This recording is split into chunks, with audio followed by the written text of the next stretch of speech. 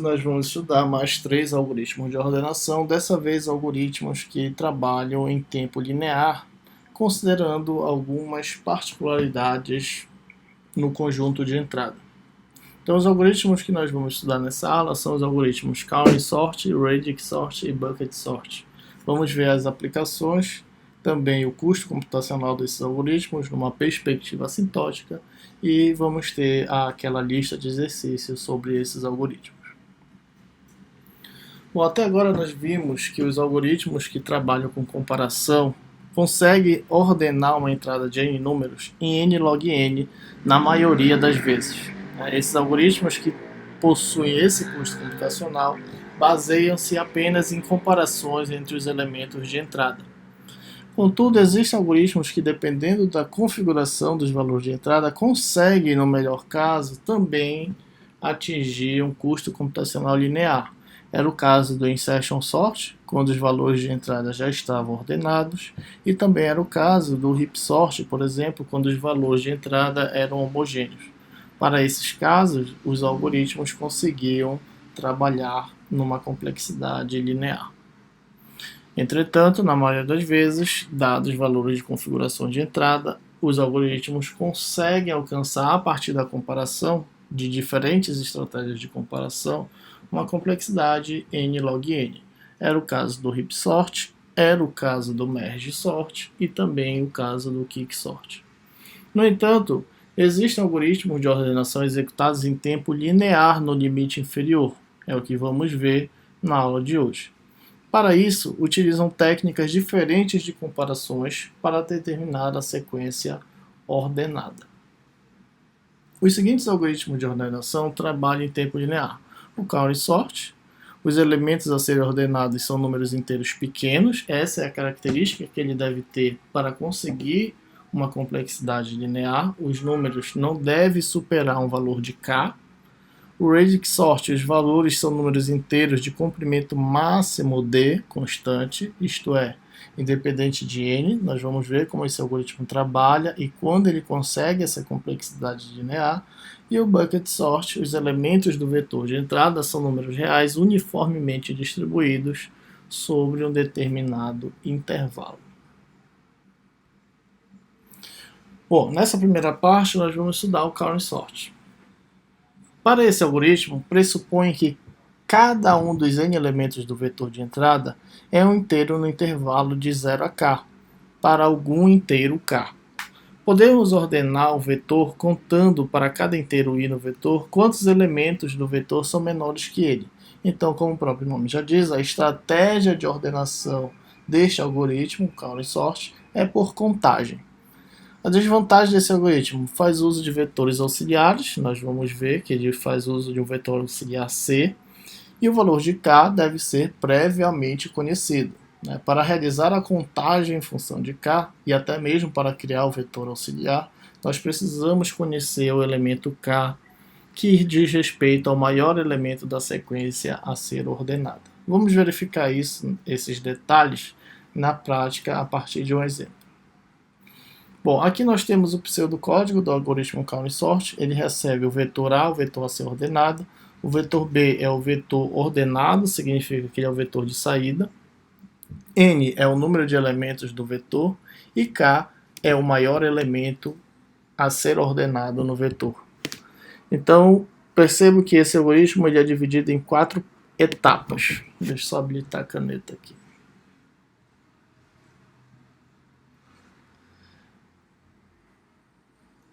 Bom, na primeira etapa, o que o algoritmo faz? A inicialização do vetor auxiliar, do vetor C. Esse vetor C ele vai de 0 a k, ou seja, a gente cria um vetor auxiliar C de k posições, sendo k o maior elemento a ser ordenado. Inicializamos todas as posições desse vetor com o valor 0. Em seguida, no segundo laço, nós vamos fazer a contagem. Nós vamos verificar para cada elemento do vetor A, o vetor a ser ordenado, quantas vezes os elementos aparecem. A gente vai verificar a frequência dos valores a serem ordenados. Então a gente vai fazer a contagem. No terceiro passo, a gente vai verificar quantos elementos são menores ou igual ao elemento da posição i do vetor. Então, no segundo passo a gente faz a contagem e no segundo passo a gente faz a soma dessas contagens. E no quarto e último passo, então esse aqui é o passo 1, passo 2, passo 3 e o passo 4. No quarto e último passo, a gente de fato faz a ordenação deste vetor a partir da contagem realizada anteriormente. Vamos verificar como esses 4 passos funcionam a partir de um exemplo. Ok, então imagine que a gente quer utilizar o call and sort para ordenar esta sequência de entrada A: 253, 023, 03. Então, como vocês sabem, a primeira coisa que a gente precisa fazer é descobrir quem é o nosso K, ou seja, o maior elemento a ser ordenado. Neste caso, K é igual a 5. Ok. Agora que eu conheço o valor de K, então eu vou criar o meu vetor auxiliar C. Eu destaquei aqui o primeiro passo, que é simplesmente a inicialização do vetor C. Então eu vou criar este vetor C bem aqui. C vai para I de 0 até K. Então, como K é 5, eu vou criar as posições 0, 1, 2, 3, 4 e 5. Crio este vetor aqui, tudo bem? De 0 até K, como K é igual a 5, então de 6 posições. Então aqui está, 0, 1, 2, 3, 4 e o 5. No passo 1, a gente está informando que o i vai percorrer todas as posições desse vetor C e para cada posição eu vou inicializar com o valor 0. Então, todas as posições do meu vetor auxiliar vão ser iguais a 0. Muito bem, então esse é o primeiro passo do algoritmo call and sort. Vou copiar isso aqui para o outro slide. Então, inicializar o vetor C. No segundo passo, uma vez que a gente tem o vetor C inicializado, que a gente fez, eu vou deixar bem aqui, o que ele vai fazer? A contagem. Para J de 1 até N, o que a gente vai fazer? Atualizar alguma posição do vetor C com a posição com o valor que ele já tinha mais 1. Só que a posição a ser atualizada depende do valor de entrada, do valor a ser ordenado, ou seja, do valor a J. Vamos ver como isso funciona. J vai percorrer os elementos do vetor de entrada. Então, J vai percorrer esses índices aqui, olha. Nesse caso começa em 1, ok? 1, 2, 3, 4, 5, 6, 7 e 8. O J vai percorrer esses elementos aqui. Então, o J vai valer 1, depois vai valer 2, depois vai valer 3 e assim por diante. Então, quando o J vale 1, o que eu estou fazendo é isso aqui. Atualizando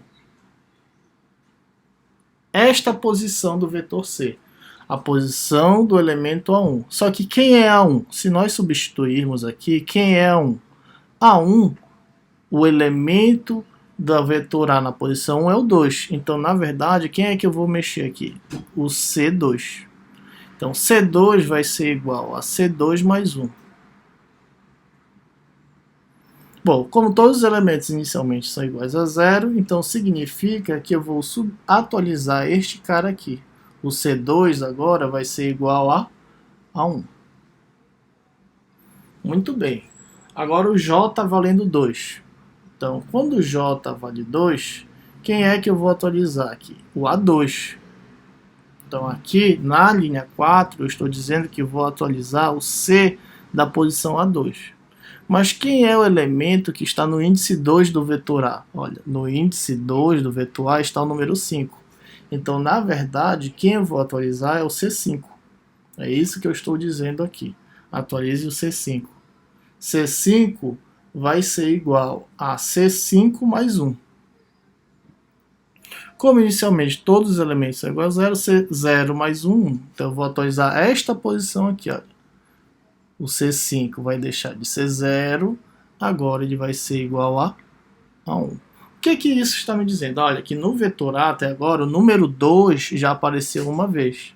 E o número 5 também apareceu uma vez. A contagem, a frequência dos valores a serem ordenados. Agora o J vai valer 3. O J está valendo 3, então qual é o elemento que eu vou atualizar no meu vetor C? É o CA3. Só que quem é o A3? Olha, o elemento do vetor A que está na posição 3 é o próprio 3. Então o índice que eu vou, o índice que eu vou atualizar de fato aqui é o número 3. Então C3 vai ser igual a C3 mais 1. C3 inicialmente é 0, mais 1, eu vou substituir aqui pelo número 1. Agora o J vai valer 4. O J valendo 4, então eu vou atualizar a posição CA4. Ok? CA4. Então significa que eu tenho que saber quem é o elemento do vetor A que está na posição 4. Quem é? É o 0. Então significa que a posição que eu vou atualizar do vetor auxiliar C é a posição 0. Então C0 é igual a C0 mais 1. Como o C0 vale 0, mais 1, 1. Então eu vou atualizar aqui. Ó. Muito bem, agora eu vou para o J valendo 5. Então eu vou atualizar o CA5. CA5. Só que quem é o A5? O A5 é o elemento do vetor A que está na posição 5. Quem é? É o 2. Então, na verdade, quem eu vou atualizar aqui é o C2. Ok? Então, eu vou atualizar o C2. C2 vai ser igual a C2 mais 1. Só que quanto vale C2 atualmente? C2 atualmente vale 1. Então, eu vou somar. 1 mais 1, 2. Então, eu deixo de ter o número 1 aqui. E agora eu vou ter o número 2. O que esse 2 quer dizer?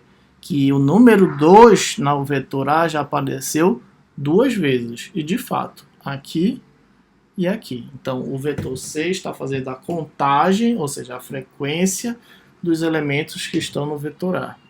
Vamos para o próximo. Agora o J vai valer 6. Então o J valendo 6, eu vou atualizar o elemento da posição A6. Quem é o elemento da posição A6? É o 3.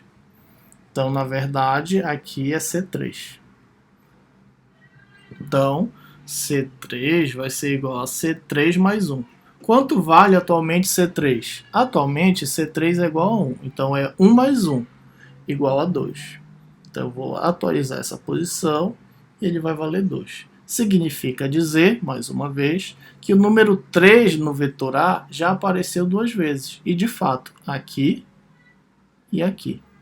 Agora, o J vai valer 7. O J valendo 7, qual é a posição do elemento C que eu vou atualizar? É a posição CA7. Só que quem é o A7? O A7 é 0. Então, na verdade, quem eu vou atualizar é o C0. Bom, mas quanto vale atualmente o C0? Atualmente, C0 vale 1. Então, eu vou somar 1 mais 1, 2. Então, aqui vai deixar de valer 1 e agora vai valer 2. Significa que o número 0 no vetor A já apareceu 2 vezes. E, de fato, isso ocorreu aqui e aqui. Agora, o J vai valer 8, uma vez que J vai até N, e N é igual a 8. Então, J valendo 8, quem é que eu vou atualizar no vetor C? O elemento A8. Só que quem é o elemento A8? 3. Então, eu vou atualizar, na verdade, o meu C3. C3 vai ser igual a C3 mais 1. Opa, deixa eu só salvar aqui. Tá, C3 vai ser igual a C3 mais 1. Atualmente, quanto vale C3? 2. Então, 2 mais 1, 3. Então, no C3 eu vou deixar de ter o número 2 e agora eu vou ter o número 3. Muito bem, então terminamos o passo 2 do algoritmo Count and Sort. Realizamos a contagem da frequência dos valores que estão no vetor a ser ordenado, ou seja, no vetor A. O número 0, o que eu posso interpretar daqui? que o número 0 no vetor A aparece 2 vezes, o número 1 no vetor A aparece 0 vezes, ou seja, nós não temos o número 1 a ser ordenado. O número 2 aparece 2 vezes, o número 3 aparece 3 vezes, o número 4 aparece 0 vezes, nós não temos o número 4 para ordenar, e o número 5 aparece uma vez. É isso que no passo 2 do algoritmo Kallen-Sort o vetor C nos informa, o nosso vetor auxiliar da contagem. Tudo bem? Então eu vou copiar esse vetor, porque nós vamos precisar dele, para o passo 3 do algoritmo. No passo... Opa, copiei errado. No passo 3 do algoritmo, vou copiar este cara para cá. Não está indo. Então, deixa assim, eu vou atualizar, tá? 202301. Então, deixa eu desenhar aqui. 202, ficou estranho aqui, né? 202301. Ok, então nosso vetor C está atualmente assim. Então, no passo 3, o que a gente vai fazer? Somar os elementos com a posição I e a posição I menos 1, para ir de 1 até K. Esse é o passo 3 do algoritmo Kallen-Sort. Então, o I começa em 1. Então, o I vai começar aqui, olha, em 1. Então, o que eu vou fazer com o I valendo 1? Eu vou somar. O C1 vai ser igual ao C1 mais o C0. Então, eu vou somar. Quanto vale o C1? Atualmente, C1 vale 0. Então, vai ser 0 mais... Quanto vale o C0 aqui? 2. Então, vai ser 0 mais 2. Logo, o meu C1 vai ser igual a 2. Então, eu vou atualizar esse valor. O que essa atualização me diz? Olha, que no teu vetor A existem dois valores que são menores ou igual a 1. É isso que ele está te dizendo aqui. Agora vamos para o I valendo 2. Então eu vou atualizar agora o C2. Uma vez que I vale 2, eu vou atualizar o C2. Então C2 vai ser igual a C2 mais o C1. Então quanto vai ser C2? C2 atualmente vale 2, certo? Então aqui, ó, C2 atualmente vale 2. E o C1 vale quanto? O C1 também vale 2, então vai ser 2 mais 2. Logo, o valor de C2 agora é igual a 4. Então deixa de ser 2, agora ele vai ser igual a 4. O que esse 4 quer dizer aqui? Que olha, no teu vetor A existem 4 elementos que são menores ou igual a 2. É isso que ele está dizendo aqui, tá? Vamos atualizar agora o C3. C3 vai ser igual a C3 mais C2. Então, C3 vai ser igual a ele mesmo, mais o elemento do índice anterior, C2. Então, quanto vale o C3 atualmente? Atualmente, o C3 vale 3. Então, C3 vai ser igual a ele mesmo. C3 atualmente vale 3, mais o valor de C2, que atualmente vale 4. Então, C3 vai ser igual a 7. Então, eu vou tirar o elemento que está aqui, vou atualizar para o número 7. O que isso quer dizer? Que no vetor A a ser ordenado, atualmente nós temos 7 elementos que são menores ou igual a 3.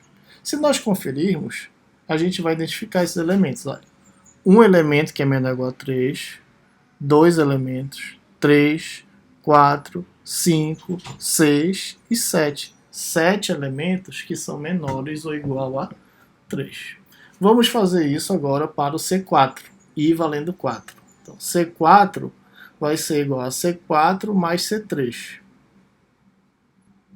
Então, vamos atualizar aqui, ó. Então, C4 vai ser igual a ele mesmo, mais o valor de C3. Logo, C4 vai ser igual. Atualmente, C4 vale 0, mais C3, que atualmente vale 7. Então, C4 vai ser igual a 7. Então, vou tirar aqui, colocar o número 7. Por fim, vamos fazer agora para o i valendo 5. Vamos atualizar o valor de C5. Então, C5 vai ser igual a C4 mais C5 mais C4, ok? Então, atualizando os índices, C5 vai ser igual a ele mesmo, mais o elemento do índice anterior, C4.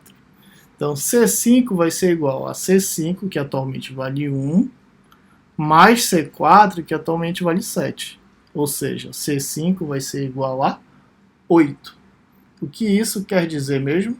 Que existem 8 elementos que são menores ou igual a 5 neste vetor. E de fato isso é verdade. Muito bem, então este é o nosso passo 3 do algoritmo. Tudo bem? Então eu vou copiar aqui este vetor. Vamos ver se agora vai, né? Vou copiar aqui o vetor. E vou colar aqui que a gente vai executar o passo 4. Então vou colar aqui. Não foi, né? Só o vetor. Vamos copiar os elementos. 2, 2, 4, 7, 7, 8. Então ficou assim. O C, vetor C está atualmente assim. 2, 2, 4, 7, 7, 8. Muito bem. Agora, no passo 4 do algoritmo Kalman Sort, o que a gente faz? A gente vai percorrer de J de N até 1 para preencher o vetor B. O vetor B é justamente o vetor de saída, o vetor que vai ser ordenado. Então, olha só, no vetor A a gente tem os índices 1, 2, 3, 4, 5, 6, 7 e 8. Então, a gente vai criar um vetor B aqui com essas mesmas posições. Então, deixa eu criar aqui o vetor B. Opa, não ficou bacana essa linha aqui.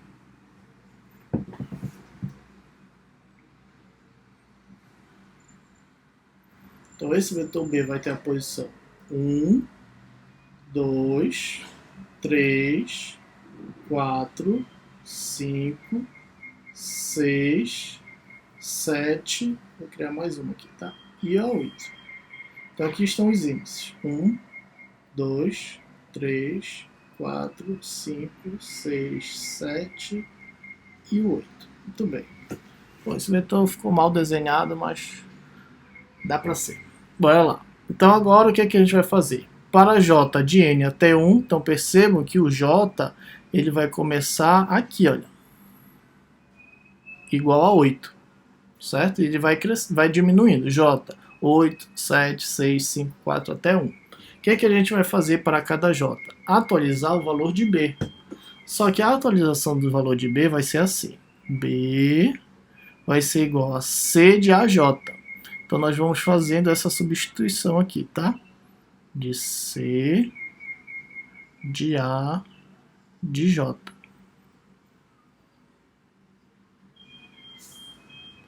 Isso vai ser igual ao AJ. Deixa eu deixar em branco.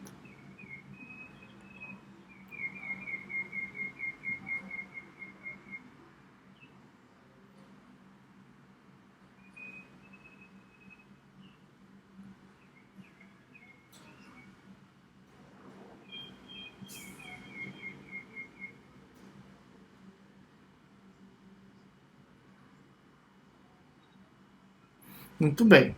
Então, esses 3 passos que eu fiz aqui separadamente diz respeito à linha 8, tá? Então, vamos fazer ela. Olha, quando J vale 8, então eu vou atualizar esse cara aqui, o J valendo 8. Então, significa que eu vou colocar o elemento que está na posição 8 do vetor A, ou seja, o 3, em algum lugar do vetor B. Ora, aonde eu vou colocar? Bom, quem é o meu A8? Ou seja, quem é o elemento do vetor A que está no índice 8? Bom, o elemento do vetor A que está no índice 8 é o número 3. Está aqui, ó, número 3. Então, A8, na verdade, é 3. Eu vou colocar ele aqui.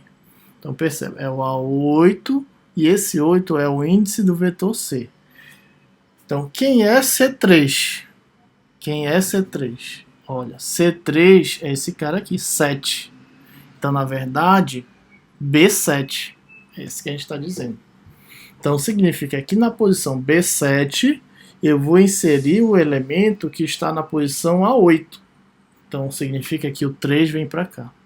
O elemento que está na posição A8 vai para a posição B7. Em seguida eu atualizo o valor de C. Olha, o valor de C3 agora é igual a C3 menos 1, certo? O valor de C3. Então C3, que era 7, agora vai ser 6.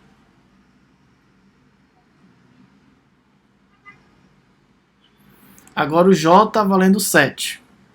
O J está valendo 7, vamos fazer aqui. J valendo 7.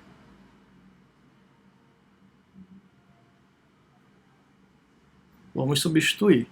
J valendo 7. Então vai ficar 7 aqui, 7, 7 e 7. Então quem é o A7?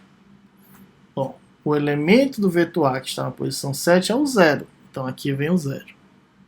Agora, quem é o C0? O C0 vale 2.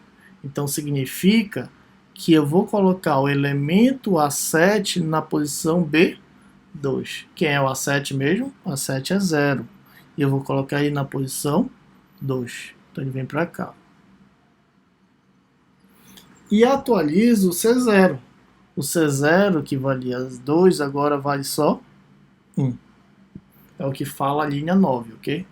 Então eu vou atualizar aqui. Agora eu vou para o J valendo 6.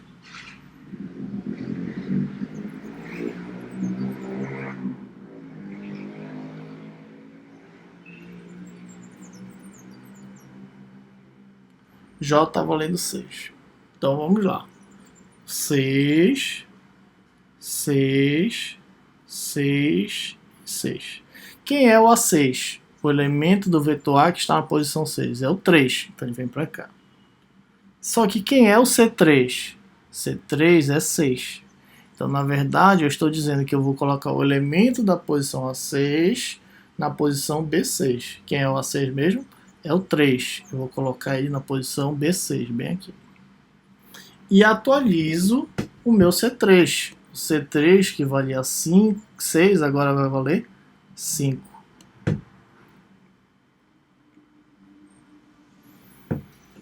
Ok, agora a gente vai fazer para o J valendo 5.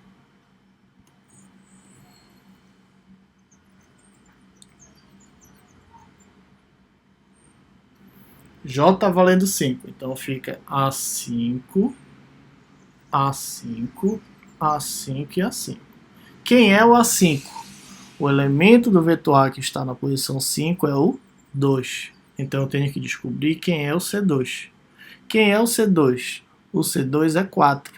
Então significa que eu vou colocar o elemento A5 na posição B4. Quem é o A5 mesmo? É o 2. Vou colocar na posição 4 do vetor B. O 2 vem para cá. E atualizo a posição 4. Ou seja, valia 4, agora vai valer 3. Desculpa, atualiza aqui, vai valer 3. Tudo bem, atualizei a posição C2, certo? Posição C2. Agora o J vai valer 4. J valendo 4, vamos realizar as substituições. Tudo bem, então J valendo 4, aqui fica 4, 4, 4 e 4. Quem é o elemento do vetor A da posição 4? É o 0. Então eu vou atualizar a posição C0. Mas quem é C0? C0 é 1. Então eu vou colocar o elemento da posição A4 no índice do vetor, no índice 1 do vetor B. Então quem é o A4? 0. Vou colocar na posição 1. Ele vem para cá. E atualizo o C0. C0 que valia 1, agora vai valer 0.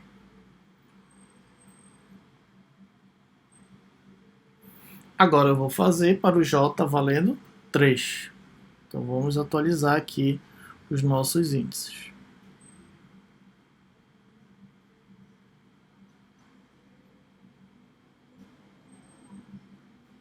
J valendo 3. Então fica A3, A3, A3 e A3. Quem é o A3? O A3 é o próprio 3. Então fica aqui C3. Quem é o C3? C3 é o 5. Então fica aqui 5. Então eu vou colocar o elemento do vetor A da posição 3 para a posição 5 do vetor B. Bom, quem é o A3? O A3 é o 3. Então eu vou colocar esse número 3 na posição 5. E vem para cá. E atualizo a posição 3 do vetor C. Aqui estava valendo 5, agora vai valer 4. Muito bem. Agora vamos fazer para o J valendo 2. J valendo 2.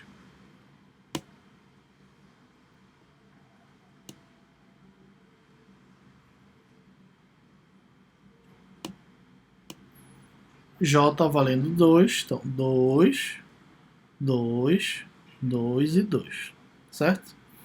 Quem é o A2? O A2 é o 5. Então vem aqui. Quem é o C5? O C5 é o 8. Então fica aqui. Então significa que eu vou colocar o elemento do vetor A da posição 2 para a posição 8 do vetor B. Quem é o A2? O A2 é o 5. Então o 5 vai ficar na posição 8 do vetor B. Então o 5 vem para cá.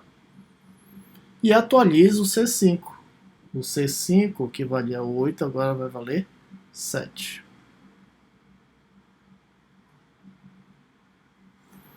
E agora vou fazer para o J valendo 1, a última posição. J valendo 1. Vamos apagar aqui os índices.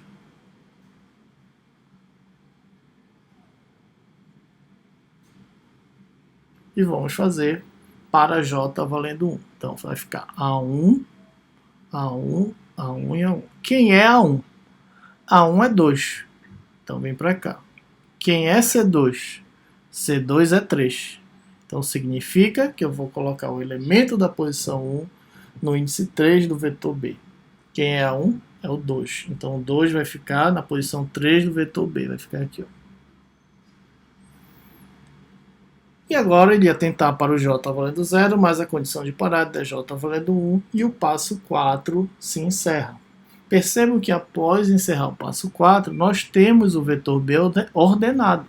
0, 0, 2, 2, 3, 3, 3 e 5.